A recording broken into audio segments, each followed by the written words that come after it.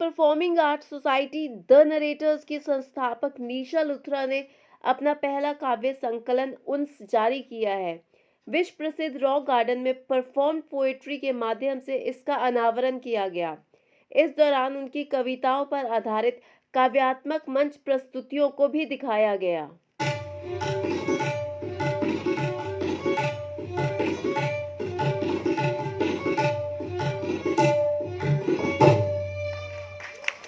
मैं बहुत खुश हूँ कि मैं आज यहाँ थी और मैंने निशा जी की किताब पढ़ी है, उनकी कविताएं पढ़ी हैं, काफ़ी पढ़ ली हैं और मुझे लगता है कि उन्होंने बहुत ही खूबसूरत तरीके से एक्सप्रेस किया है। और जो वीडियोग्राफी की बात कर रहे हैं आप, इट्स एन अमेजिंग नॉवेल्टी। एक जो चीज़ शुरू की गई है कि पोएम्स को भी अब वीडियो रिकॉर्ड करते हैं, जैसे शॉर्ट फिल्म्स होती थी। और इट्स लवली क्योंकि जो एक विजुअल मीडियम होता है उसकी हमेशा ज़्यादा ऑडियंस होती है, तो पोइट्स को भी अब ज़्यादा ऑडियंस मिलेगी। मुझे इस बात की बहुत खुशी है और पोइट्स को इनकरेज होना चाहिए इससे, और अपनी कविताओं की छोटी छोटी फिल्में ज़रूर बनानी चाहिए। मैं काफ़ी टाइम तक मैंने काम नहीं किया क्योंकि मैं नहीं करना चाह रही थी। मेरा बेटा अब 9 साल का हो गया और अब मैं सोच रही हूँ कि अब हाँ ठीक है, अब फिर से काम कर सकते हैं, क्योंकि मैं अपना वक्त अपने बेटे को देना चाहती थी और अभी भी काफ़ी कोशिश करती हूँ कि ज़्यादा से ज़्यादा टाइम दिया करूँ। पर अभी मैंने हाल ही में एक फ़िल्म की है, एक वेब सीरीज़ की है, एक शॉर्ट फिल्म की है और एक प्ले किया है जिसको लेके मैं बेहद एक्साइटेड हूँ। एंड आई रियली होप कि मैं अपना प्ले पंजाब लेकर आ सकूँ। जी, ये सारा सिलसिला शुरू हुआ था, मेरी मदर की डेथ एनिवर्सरी थी पहली, और वो उस चीज़ को 4 साल हुए हैं। पहली कविता उनको समर्पित थी और तभी उसके बाद ही ये सारा सिलसिला शुरू हुआ।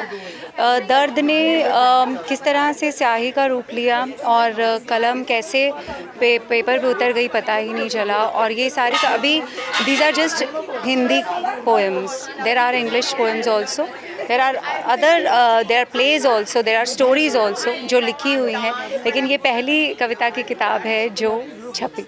हम इससे पहले भी कुछ कविताएं आपकी थी जिसकी वीडियोग्राफी हुई आपने? जी हाँ, क्योंकि शहर में बहुत सारे ऐसे पोइट हैं, क्योंकि हम एक थिएटर कंपनी है, थिएटर प्रोडक्शन कंपनी है हमारी, तो बहुत सारे ऐसे पोइट्स हैं जो चाहते थे कि हम उनकी कविताओं के बारे में कोई डायलॉग शुरू करें।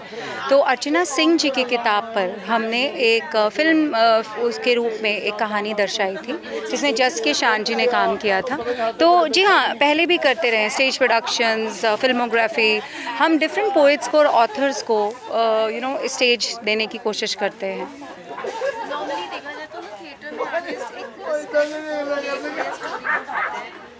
आपको लगा कि आपको पोएट्री को उठाना चाहिए? देखिए, मुझे ऐसे लगता है कि सारी आर्ट फॉर्म्स जो हैं, जो लिटरेचर है, वो डांस को, म्यूज़िक को, थिएटर को किस तरह एक दूसरे को सपोर्ट कर सकता है, वही मेरा प्यार है। एक्चुअली वही मेरा पैशन है कि किस तरह से लिटरेचर एंड परफॉर्मिंग आर्ट्स को हम क्लब कर सकते हैं।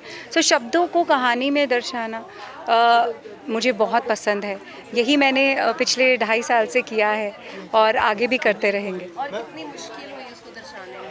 जी, एक्चुअली मुझे ये मेरे लिए बहुत मज़े का काम है, क्योंकि मुझे ये बहुत पसंद है। तो जैसे ही मैं कविता सुनती हूँ तो कविता के साथ ही मेरे दिमाग में एक इमेज क्लियर हो जाती है कि ये कहानी हमें इन कविताओं के थ्रू कहनी है। तो उसी की तरह बिल्कुल मुश्किल नहीं है, बल्कि बहुत बहुत अच्छा काम, मुझे बहुत मज़ा आता है।